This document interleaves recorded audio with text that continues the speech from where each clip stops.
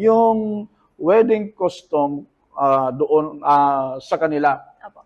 Kung papaano ang kanilang pagkakasal. Nakabase yun doon sa pagbabalik ng Panginoon. Ipinattern yun sa pagbabalik ng Panginoon. The bridegroom is Jesus Christ, and this parable describes his return. In the Old Testament, Isaiah chapter 54, verses 4 and 6, chapter 62, verses 4 through 5, and Hosea chapter 2, verse 19, God pictures himself as the husband of Israel. And in the New Testament, John chapter 3, verses 27 through 30, Matthew chapter 9, verse 15, and Mark chapter 2, verses 19 through 20, Christ is pictured as the bridegroom of the church. The church is described in Scripture as the bride of Christ, Ephesians chapter 5, verses 25 through 32. The historical setting can also be known with a fair amount of certainty. In describing a first-century Jewish wedding, D.A. Carson in the Expositor's Bible Commentary describes the setting this way.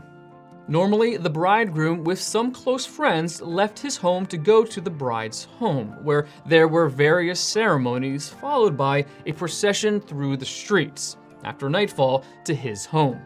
The 10 virgins may be bridesmaids who have been assisting the bride, and they expect to meet the groom as he comes from the bride's house. Everyone in the procession was expected to carry his or her own torch.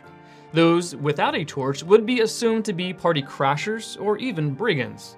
The festivities, which might last several days, would formally get underway at the groom's house. The torch was either a lamp with a small oil tank and wick, or a stick with a rag soaked in oil on the end of it, which would require occasional resoaking to maintain the flame. Is it his return to set up the millennial kingdom at the end of the tribulation? Dispensational scholars divide over this issue, and no attempt will be made to answer that question here. Regardless of which return it is, the lessons to be learned are relevant to both. The overall and easily seen thrust of the parable is that Christ will return at an unknown hour and that his people must be ready. Being ready means preparing for whatever contingency arises in our lives and keeping our eyes fixed on Jesus at all times while we eagerly await his coming.